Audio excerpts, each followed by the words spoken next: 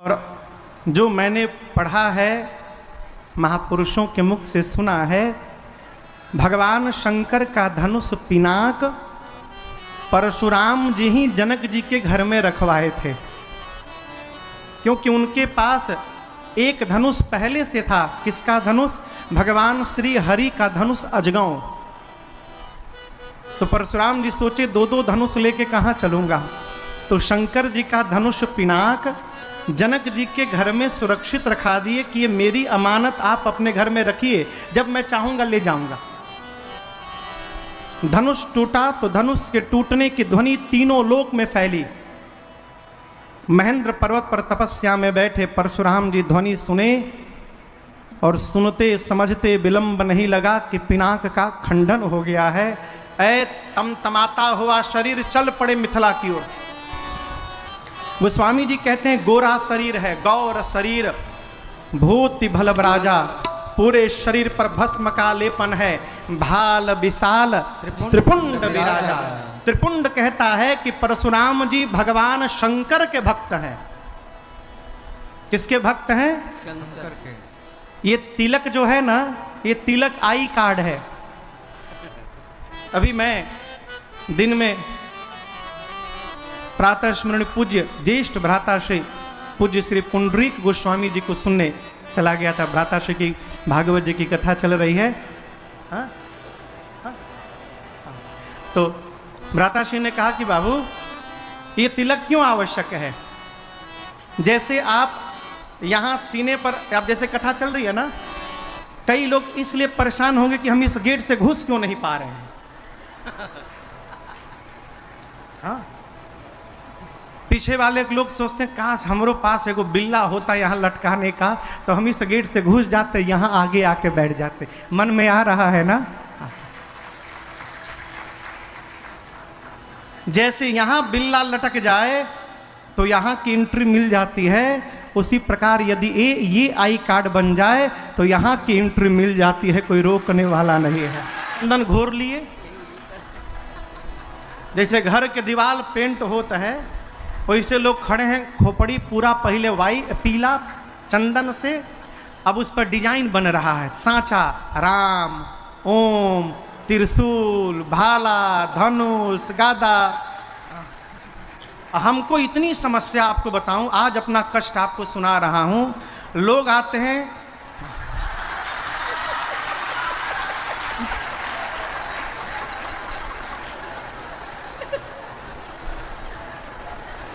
तारा और क्यों ना मिलल ह। लोग आते हैं, प्रणाम करते हैं, खोपड़ी धोती पे रखते हैं, तो वो अपन कपार के छापा हमारी धोती में लगा के चले जाते हैं। एक कथा में तो माई लोग प्रणाम कर करके हमारा आधा धोती सिंदूर से रंग दी। फिर हम इन लोगों से पूछे कि बताओ घर में यदि पूछा जाएगा तो हम क्या जवाब देंगे। तो उसके बाद हम तौलिया लगा के बैठने लगे, कम से कम तौलिया में लगेगा। ये डेकोरेशन का सामान नहीं है माई बाप, ये बताता है कि हम वैष्णव हैं, कि हम शैव हैं, कि हम शाक्य हैं। जो राम के, कृष्ण के, श्री हरि के, नारायण के, भगवान श्री विष्णु के उपासक हैं, वो ऊर्ध्व पुंड्र लगाते हैं। ऊर्ध्व यानी ऊपर, अधो यानी नीचे। जो तिलक ऊपर उठे उसको ऊर्ध्व पुंड्र कहते हैं। जैसे तिलक देखिए ऊपर उठा है? ये जो लाल देख रहे हैं, हम अभी आधा लगाए हैं, पूरा नहीं लगाए हैं।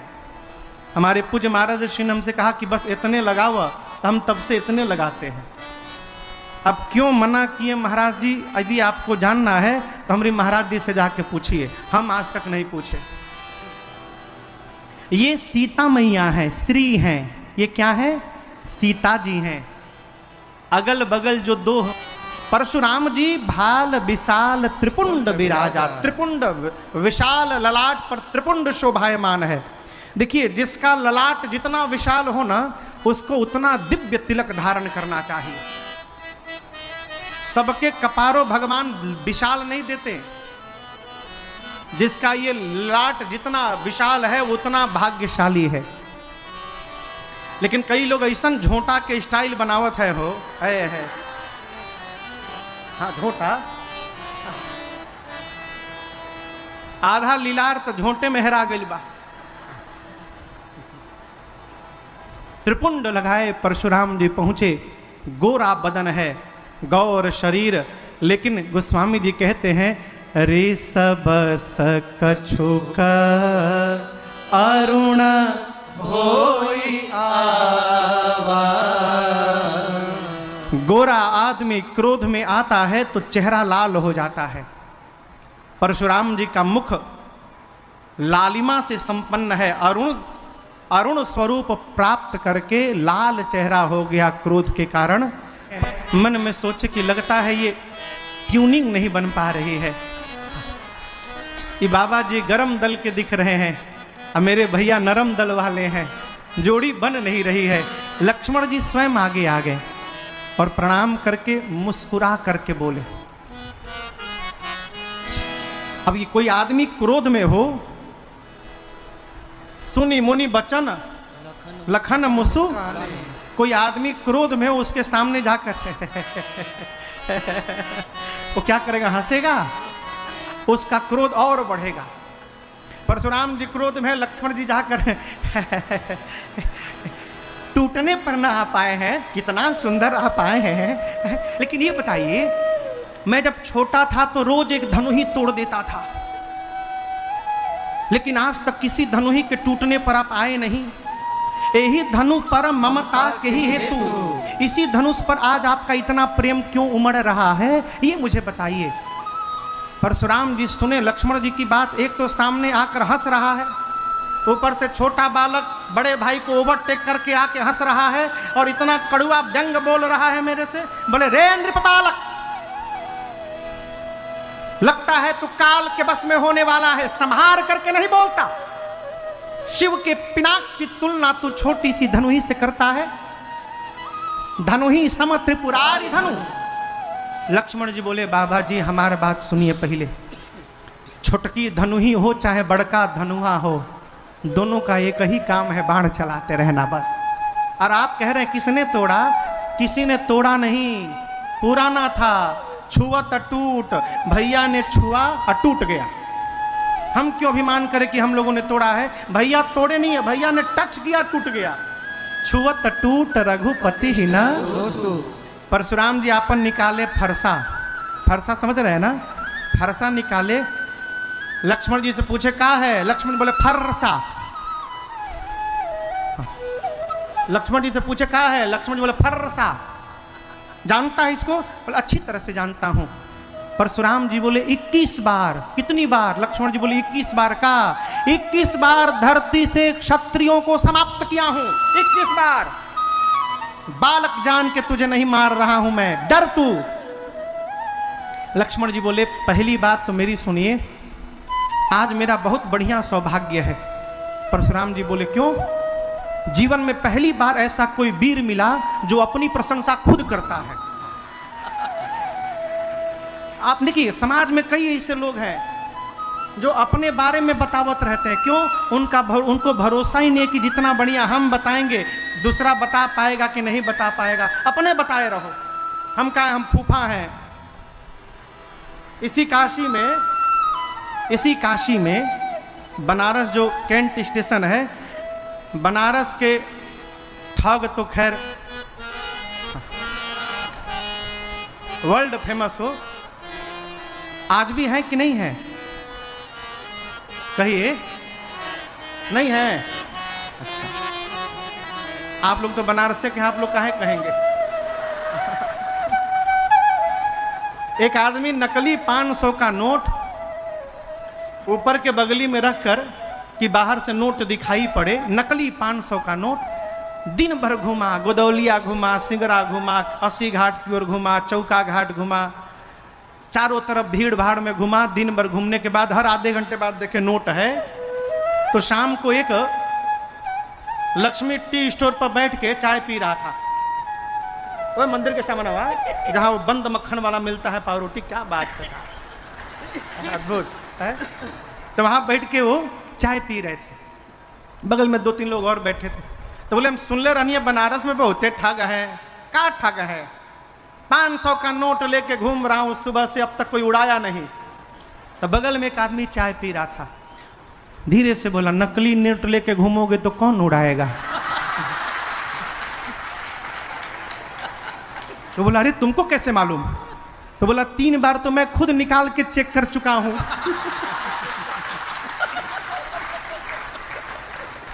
3 बार निकाल के चेक कर चुका हूं, नकली इसीलिए रख दिया फिर।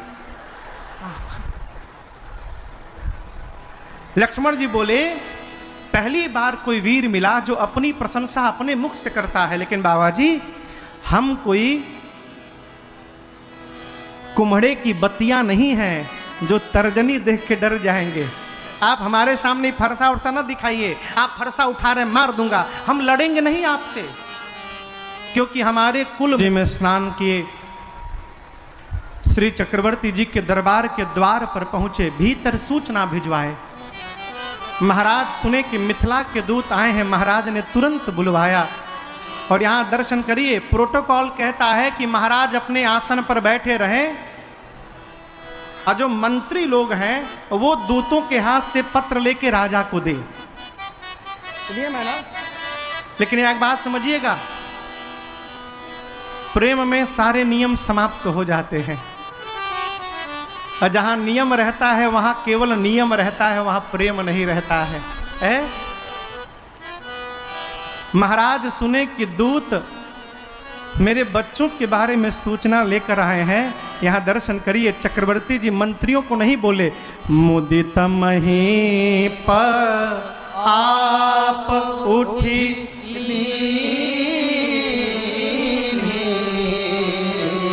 स्वयं महाराज उठकर अपने सिंहासन से जाकर दूतों से पत्र लिए और वहीं पत्र खोलकर महाराज पढ़ने लगे। और आप असर देखिए, कोई कोई दवाई होती है ना तुरंत खाइए तुरंत असर। एक दवाई है कैट्रोल डीटी, दांत में दर्द हो जाए, वो बुद्धि वाली दांत जब निकलती है, न जाने ओकरे निकलला के बाद कितना बुद्धि आवत है कि बुद्धि जात है भगवान जाने। हाँ, हम एगो दवाई एम लेके घूमत हैं डिबिया में, हमरो अभी ले बुद्धि नहीं खे निकलल और हमार चारू बुद्धिया टेढ़ हो गई बा।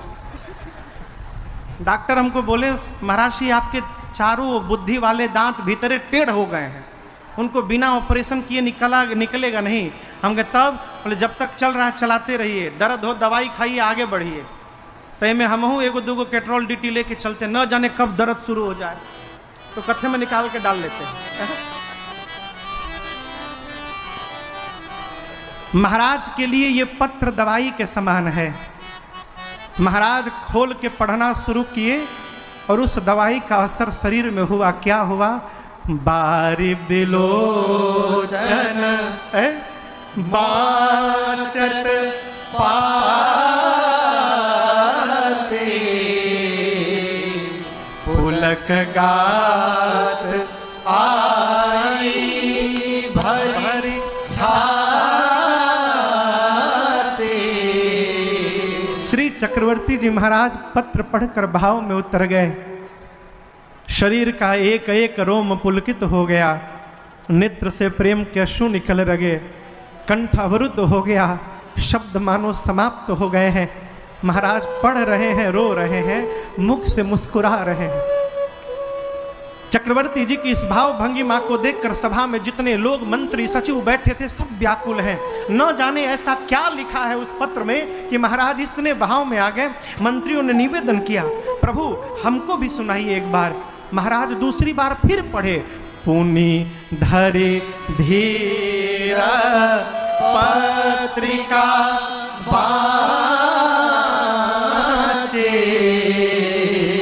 हर से सभा बात सुनी साचे। अपने किसी प्राणवत प्रिय का पत्र आ जाए तो एक ही पत्र बार बार पढ़ने का मन करता है। खैर अब तो पत्र लिखने का व्यवहार ही समाप्त हो गया। अब तो व्हाट्सएप कर दो, मेल कर दो, व्हाट्सअप कर दो, वो व्हाट्सअप के भाषा भगवाने समझे। पहले लोग पत्र लिखते थे तो पढ़ने वाले को लगता था कि मानो हमारे आंखों के सामने उतर के बोल रहे हो। इस भाव से लोग पत्र लिखते थे और उस भाव से लोग पढ़ते भी थे। यहाँ चक्रवर्ती जी एक ही पत्र को बार बार पढ़ना चाहते हैं। एक बार अपने पढ़े, तब तक सभा के लोगों ने कहा तो दूसरी बार उनके लिए पढ़े। इतने में भरत जी चले आए, आकर बोले भैया के बारे में कोई पत्र आया है क्या? महाराज बोले है ना, आओ सुनाओ तो नहीं, आओ आओ। तीसरी बार भरत जी को सुनाए। अब दर्शन करिए। अभी आपसे कह रहा था प्रेम में नियम नहीं होता। दशरथ जी महाराज कोई सामान्य राजा नहीं है, चक्रवर्ती सम्राट हैं। और जो मिथिला से आए हो महाराज के दूत हैं। लेकिन आज महाराज दशरथ के लिए जितने प्रिय ये दूत हैं उतना प्रिय दूसरा कोई नहीं हो सकता है हो, क्योंकि यही दूत उनके प्राण के समान रघुनाथ की सूचना लेकर आए हैं। महाराज ने दूतों को अपने बगल में बिठा लिया। आप व्यवहार का दर्शन करिए। महाराज बगल में बिठाकर उन दूतों से पूछ रहे हैं, भैया कहु कुशल दो बारे, तुमनी के निज नयन निहारे। महाराज दूतों से पूछ रहे हैं, ए भैया आप लोग अपने आंख से मेरे बच्चों को देखे हैं ना? बहुत कम उम्र है अभी, मेरे दोनों बच्चे कुशल हैं ना? मैं उनके बारे में बताता हूँ।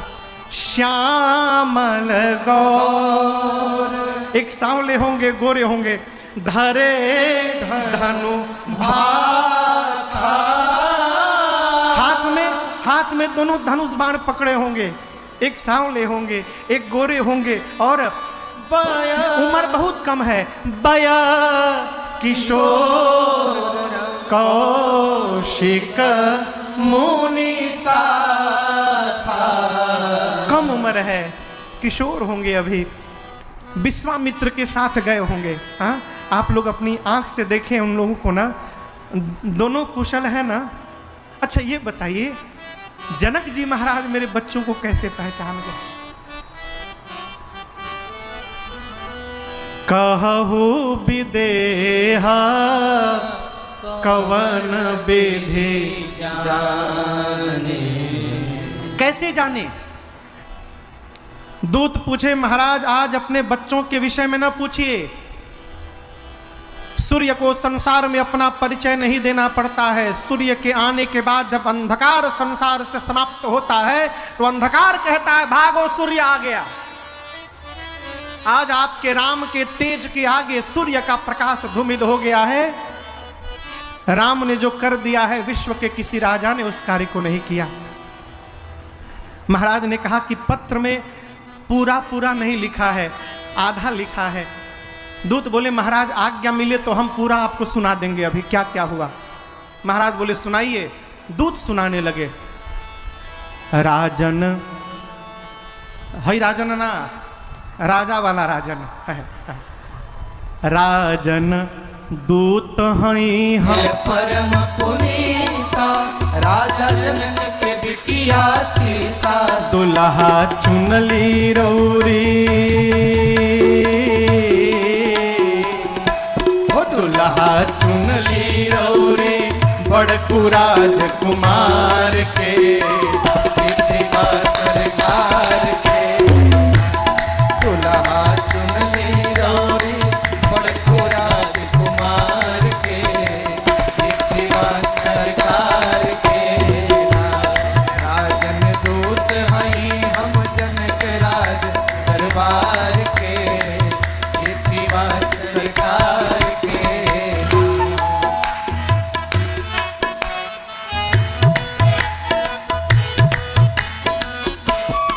विश्वामित्र मुनि के साथ अइल लक्ष्मण और रघुनाथ, विश्वामित्र मुनि के साथ अइल लक्ष्मण और रघुनाथ, विश्वामित्र मुनि के साथ लक्ष्मण और रघुनाथ विश्वामित्र मुनि के साथ अइले लक्ष्मण और हम ही ना लोगवा पागल भइले वो लोगवा पागल भइले जोड़ी जुगल निहार के सरकार के वो लोगवा पागल भइले जोड़ी जुगल निहार के चिट्ठीवा सरकार के राजन दूत हैं हम जनक राज दरबार के चिट्ठीवा सरकार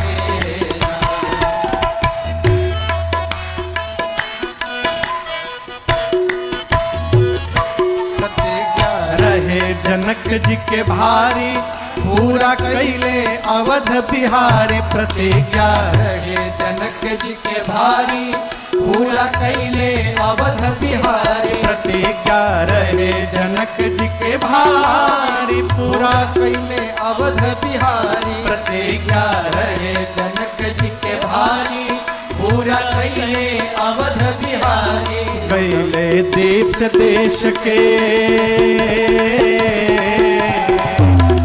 कैले देश देश के राजा हवा हार के चिट्ठीवा सरकार के हो गए देश देश के राजा हवा हार के चिट्ठीवा सरकार के हो राजन दूत हैं हम जनराज दरबार के चिट्ठीवा सरकार के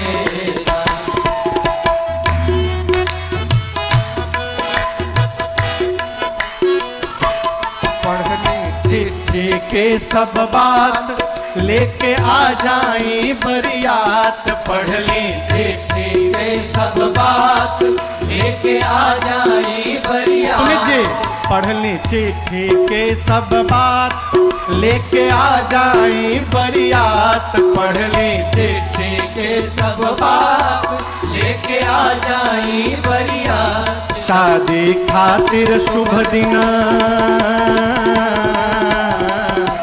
शादी खातिर शुभ दिन नीमन लगन विचार के चिट्ठीवा सरकार के शादी खातिर शुभ दिन नीमन लगन विचार के चिट्ठीवा सरकार के राजन दूत हैं हम जनक राज दरबार के चिट्ठीवा सरकार के राजन दूत हम जनक राज दरबार के चिट्ठीवा सरकार के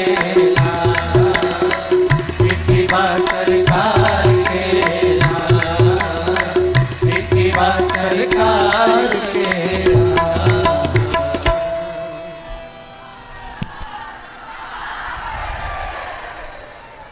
पढ़ ली चिट्ठी के सब बात हम कहतानी लेके आ जाई बरियात पढ़ ली चिट्ठी के सब बात लेके आ जाई बरियात शादी खातिर शुभ दिन आ एगो नीमन लगन विचार के चिट्ठीवा सरकार के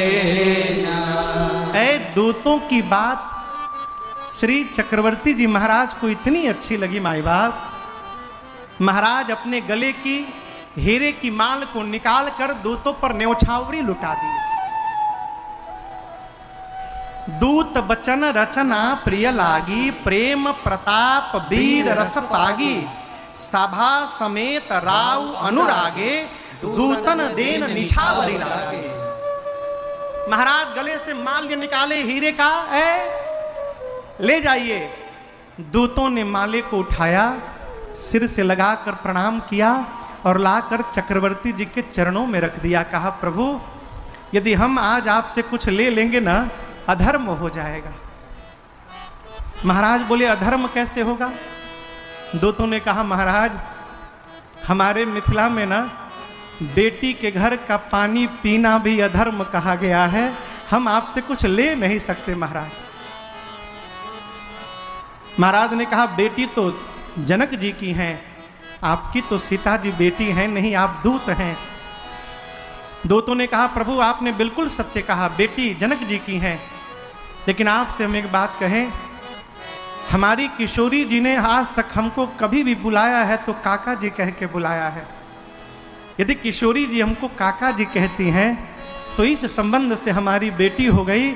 हम बिटिया के घर का पानी भी नहीं पी सकते, आप मुझे हीरे की माला दे रहे हैं, हम लेंगे नहीं महाराज आपसे। कही अनीति ते मुंह दही काना। दशरथ जी महाराज के सभा के लोग सुने तो मन में सोचने लगे कि जिस महाराज के दूत के इतने श्रेष्ठ विचार हैं उस महाराज का कितना श्रेष्ठ विचार होगा। अयोध्या की सभा में बैठकर महाराज दशरथ के सभा मंत्री सब लोग मिथिलापति महाराज जनक जी की जय जयकार करने लगे। बोलिए जनक जी महाराज की जय। दूतों की समुचित व्यवस्था कराकर महाराज दौड़ कर गए। कहाँ गए? रनिवास में नहीं गए, महाराज अपने गुरुदेव भगवान वशिष्ठ जी के आश्रम गए। देखिए जीवन में जब क्षण मात्र का भी सुख प्राप्त हो ना, इस सूत्र निवेदन कर रहा हूं आपसे, जीवन में यदि क्षण मात्र का भी सुख वैभव प्राप्त हो रहा हो तो जिस जीव के कारण वो सुख प्राप्त हुआ है सबसे पहले उस जीव का स्मरण करना चाहिए और उनको धन्यवाद करना चाहिए। आदमी मिलने के बाद स्रोत को भुला जाता है? शबरी मैया को रघुनाथ जी दिखाई पड़े, कौन दिखाई पड़ा? कौन दिखाई पड़ा? राम जी, रघुनाथ जी। कब दिखाई पड़े? वर्षों बाद दिखाई पड़े। गुरु जी कहे थे कि बेटी मेरे भाग्य में राम का दर्शन नहीं है, तेरा भाग्य मैं देख रहा हूं, तुझे जाना नहीं पड़ेगा, दर्शन देने के लिए राम स्वयं चलकर तेरे आश्रम आएंगे, यहीं प्रतीक्षा करना। और मानस का सिद्धांत कहता है गुरु के वचन प्रतीति न जेहि, सपने हो सुख सिद्धि सुलभ न तेहि। जो अपने सदगुरु के वचन पर विश्वास नहीं करता उसको स्वप्न में भी सुख सिद्धि प्राप्त होने वाली नहीं है। इतना भी उपाय कर लीजिए। गुरु जी बोल गए राम जी आएंगे, शबरी प्रतीक्षा करने लगी। गुरु जी जब बोले थे, शबरी मैया युवा अवस्था में थी, प्रतीक्षा करते करते बूढ़ा गई, राम जी नहीं आए। एक दिन एक आदमी ने कहा कि तुम तो बूढ़ी हो गई, राम नहीं आए।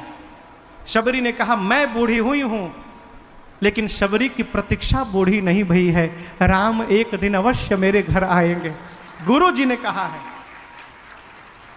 और यही माला जपती थी। अरे पंथ निहारत डगर बहारत, होता सुबह से शाम, कहियो दर्शन दी है हो भिलनियों के राम, कहियो दर्शन दी है हो भिलनियों के राम।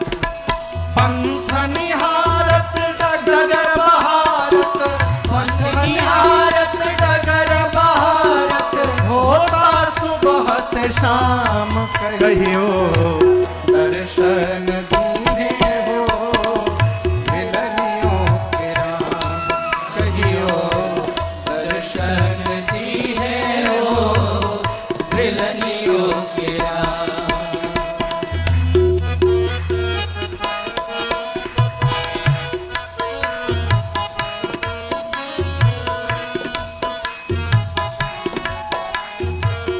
मन में सोचने लगी मेल है, मैं अधामा में अधामा